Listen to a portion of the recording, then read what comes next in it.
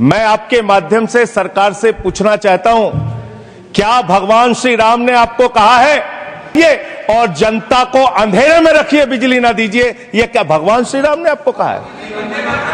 ये शिक्षा आपको भगवान श्री राम ने दी है? मान्यवर, मुझे वंदे मातरम आम आदमी पार्टी की रैलियों में, आम आदमी पार्टी की सभाओं में जब भारत माता की जय और वंदे मातरम जोर जोर से लगाए जाते हैं, किसी दिन लगाने का मन हो तो आ जाना हमारी पार्टी के कार्यक्रम में, आपसे ज्यादा तेजी के साथ वहां पर वंदे मातरम लगाएंगे। सदन में भी लगाना चाहते हो लगाओ।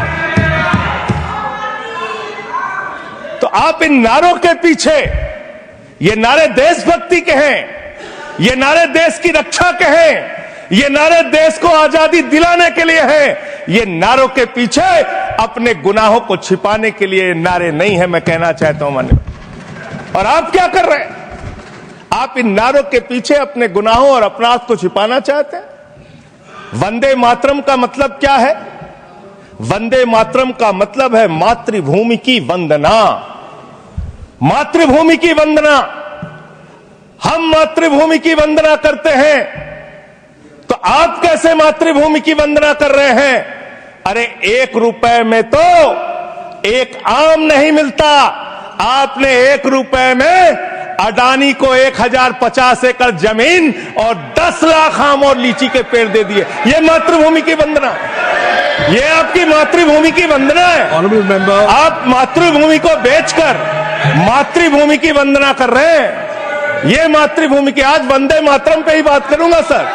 मातृभूमि की वंदना, मातृभूमि की वंदना हिंदुस्तान के एयरपोर्ट को बेच के नहीं हो सकती। मातृभूमि की वंदना रेल को बेच के नहीं हो सकती, सेल को बेचकर नहीं हो सकती, समुद्री तटों को बेचकर नहीं हो सकती, कोयला और गैस को बेच के नहीं हो सकती, हिंदुस्तान की जमीनों को बेच के नहीं हो सकती। तुम लोग मातृभूमि को बेचने वाले लोग हो, तुम मातृभूमि की वंदना करने वाले लोग नहीं हो। मान्यवर, वंदे मातरम पे ही सुनिए। आज वंदे मातरम के अलावा कुछ बोलूंगा ही नहीं। मातृभूमि की वंदना, इस मातृभूमि की वंदना में जब यहां पे लीडर ऑफ द अपोजिशन बोल रहे थे, मान्यवर, honourable I am not yielding sir, I am not yielding sir, sir I am not yielding sir, I am not yielding sir. जब लीडर ऑफ अपोजिशन बोल रहे थे, ऑथेंटिकेट इट प्लीज देन। जब leader, sir I am not yielding, sir I am not yielding. जब यहां पे leader of opposition बोल रहे थे, नो पॉइंट ऑफ ऑर्डर, खड़गे साहब, उनके मुंह से नो पॉइंट ऑफ ऑर्डर, दलित शब्द निकल गया, दलित शब्द निकल गया। पूरी की पूरी भारतीय जनता पार्टी हाउस में खड़े होकर विरोध करने लगी। दलितों से इतना चिढ़ है आपको? क्या दलित भारत माता के बच्चे नहीं? क्या पिछड़े भारत माता के बच्चे नहीं? क्या आदिवासी भारत माता के बच्चे नहीं? अगर दलितों, पिछड़ों, आदिवासियों की बात होगी तो आप विरोध करेंगे। आज जो तुष्टीकरण की राजनीति के विषय में बात हुई, यहां कुछ संसद के सदस्यों ने विषय को रखा और उसे तोड़ने मरोड़ने की भी कोशिश की गई। कहा गया कि सुभाष चंद्र बोस जी ने चिट्ठी लिखा था जवाहरलाल नेहरू जी को, जिसके आधार पर नेहरू जी ने स्पष्टीकरण दिया था।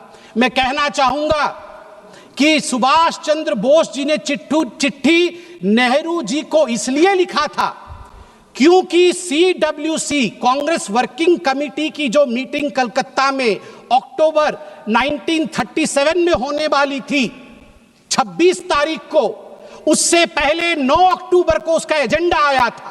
एजेंडे में लिखा हुआ था कि CWC इस बार तय करेगी कि वंदे मातरम का क्या करना है, रखना है या विसर्जित कर देना है। सुभाष चंद्र बोस तड़प उठे थे। तड़पते हुए उन्होंने क्या लिखा था मैं पढ़ना चाहूंगा। मैं ये किताब पढ़ रहा हूं, Vande Mataram the biography of a song, सभ्यसाची भट्टाचार्य। और इस किताब में लिखा है, while writing to you, Subhash Chandra Bose लिख रहे हैं, while writing to you I also plan to write to Jawaharlal ji, ये टैगोर जी को लिख रहे हैं। Discussions are ongoing in the Congress circles on the subject of Vande Mataram. On 26th October 1937, Congress Working Committee at their meeting in Calcutta will address the issue. Perhaps the committee will decide to discard the song. I do not know your opinion in this matter, and that is why I write to you. In Bengal and among Hindu outside of Bengal, great excitement has been caused, and I write to you to know what you feel. ये सुभाष जी ने लिखा। अब मैं यहां पे उद्धृत करूंगा पंडित नेहरू ने क्या क्या कहा है वंदे मातरम के लिए। ये सब कुछ इस किताब में है, ऑन रिकॉर्ड मैं पढ़ रहा हूं। Nehru had only recently read the novel Anand Math only 6 days before the working committee meeting. केवल 6 दिन पहले उन्होंने आनंद मठ आनंद फानन में पढ़ लिया। उसके बाद नेहरू ने चिट्ठी लिखा। Nehru rights on 20th October 1937, quote, I have managed to get an English translation of Anand Math, and I am reading it at present to get the background of the song. It does seem that this background is likely to irritate the Muslims. I do not understand it without the help of a dictionary. आप चिंता करिए, नेहरू देश के प्रथम प्रधानमंत्री आनंद मठ जैसे महान किताब को, बंकिम ऋषि बंकिम के उस महान ग्रंथ को आनंद फानन में 6 दिन पहले पढ़ रहे थे CWC, ताकि वंदे मातरम को विसर्जित करना है या रखना है इसका निर्णय वो ले सके। आप सोच के देखिए ये किस प्रकार की धृष्टता थी भारतवर्ष के साथ। और नेहरू जी कहते हैं मैं तो डिक्शनरी के बगैर वंदे मातरम समझ भी नहीं सकता हूं। LOP का भी वही हाल है, LOP का भी वही हाल है, तभी आज वो अदालत है। बिना डिक्शनरी के ये वंदे मातरम क्या है समझ भी नहीं सकते हैं। धन्यवाद है माननीय प्रधानमंत्री जी का, आज मौका दिया है। कुछ लोग घर में डिक्शनरी पढ़ पढ़ के आके भाषण तो किया है उन्होंने, वरना अभी तक वंदे मातरम का अर्थ भी नहीं समझ में आता। आगे नेहरू जी क्या कहते हैं मैं आपको पढ़ के सुनाऊंगा। नेहरू जी के सब कुछ कहने के बाद कांग्रेस वर्किंग कमेटी की मीटिंग होती है। रिजोल्यूशन मेरे हाथ में है इस किताब में।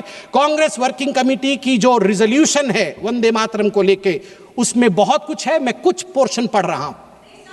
The other stanzas of the song are little known and hardly ever sung. They contain certain allusions and a religious ideology which may not be in keeping with the ideology of other religious groups in India. The committee recognizes the validity of the objections raised by the Muslim friends to certain parts of the song. While the committee have taken the note of such objections, insofar as it has intrinsic value, the committee wishes to point out that the modern evolution of the use of song as part of national life is of infinitely greater importance. That मैं आगे पढ़ता हूं इसमें से, taking all things into consideration, therefore, the committee recommended that whether the Vande Mataram is sung at national gatherings, only the first 2 stanzas should be sung with perfect freedom to organizers to sing any other song of an unobjectionable character. मतलब उनके मन में था कि Vande Mataram objectionable है और organisers के ऊपर छोड़ दिया गया कि आप कोई और गाना भी गा सकते हैं जो कि अनऑब्जेक्शनेबल नहीं है।